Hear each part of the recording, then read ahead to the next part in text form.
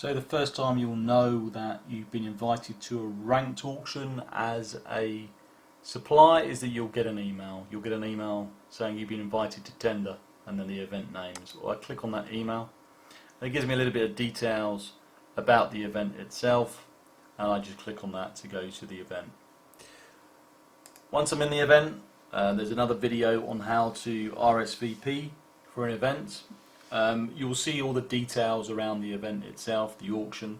So at the top you've got the name, you've got the auction countdown, so we know there's 22 hours and 35 minutes before this auction starts, and that will continually click down until the auction actually starts. I've RSVP'd already to say yes, I want to compete. This will tell me who the host is and their email address and telephone number in case I have any questions, and then some details about the event itself. So it tells me my status that I've accepted. It tells me that I'm part of a ranked auction in GBP, and the start date is 7 o'clock on the 16th of March.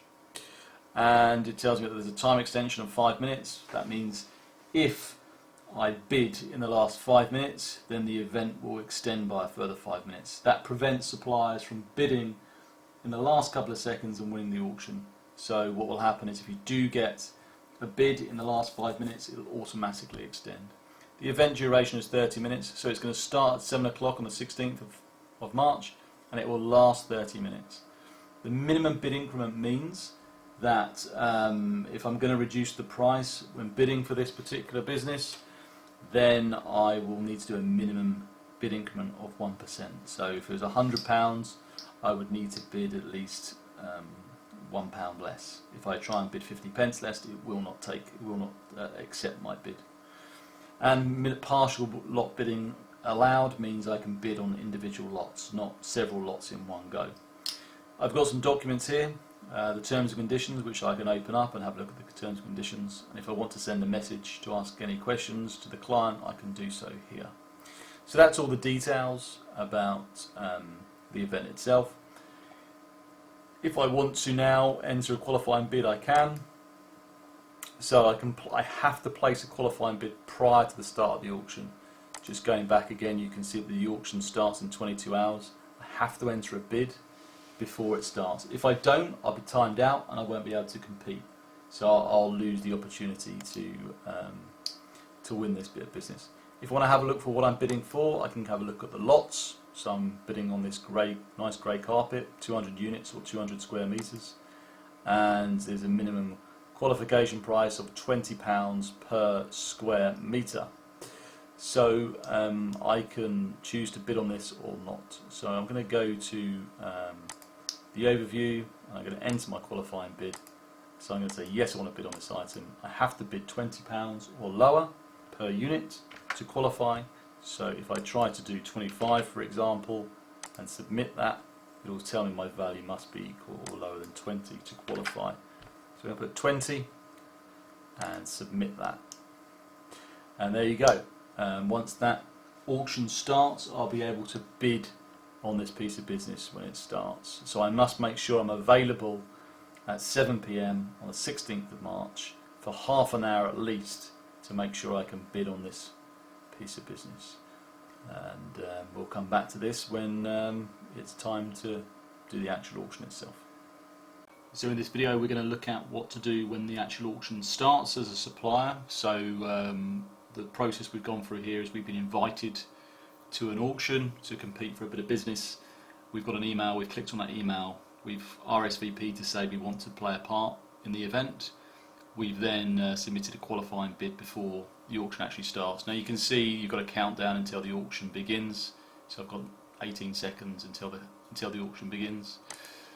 You can see the status is starting soon. So when the status changes to started, that means the auction has commenced, and we can then submit bids as a supplier, as can the other suppliers as well. So what we're going to show here is what happens as you bid on this piece of business.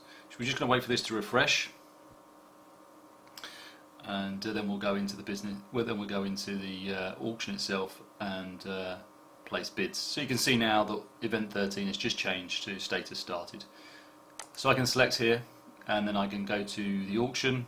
You can see the countdown here of 29 minutes 33 seconds. That is how long the auction has to last. Now if you're thinking as a supplier that you're going to wait until the last few seconds to place your bid in order to win this piece of business, if you do that, it's likely the client will put an auto extension on the event. So if you do end up bidding in the last couple of seconds, they might put a 5-minute extension on. So if that is your tactic, it will not work, I'm afraid. So you just have to bid for the piece of business as you see fit, and to the best of your ability.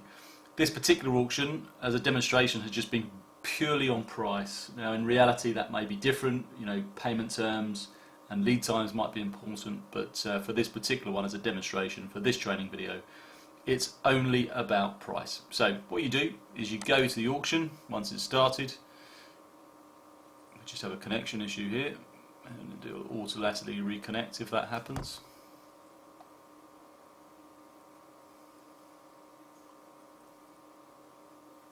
Okay, this connection established and it's come back.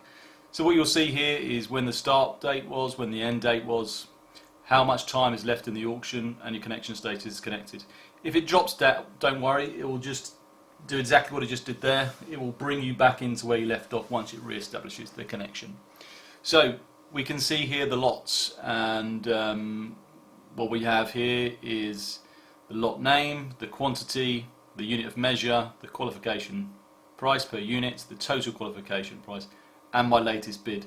The latest bid was the qualifying bid that you entered before the auction starts, and if you want to see that, just go rewind this video to see that part of the process.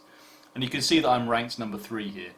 So what that means is, out of all the suppliers that are bidding for this carpet, to supply this carpet, I'm ranked number 3 in the event. So I'm the 3rd best placed supplier on price at this moment in time.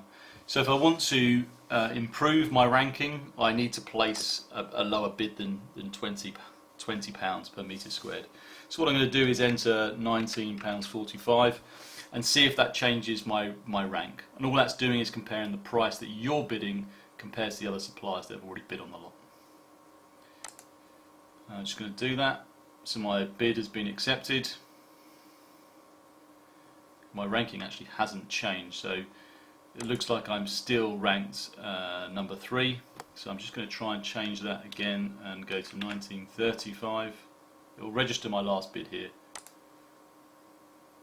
Okay, so we have to do minimum bid increments of 1%. So it's asking me to reduce the price, which I will, to £19.26.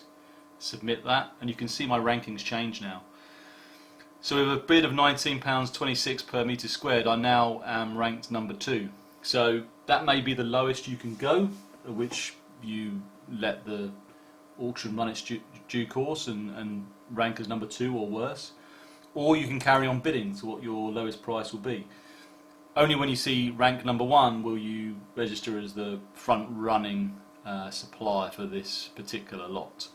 So just to demonstrate that, I'm going to put in 1905 and see if that ranks me as number 1.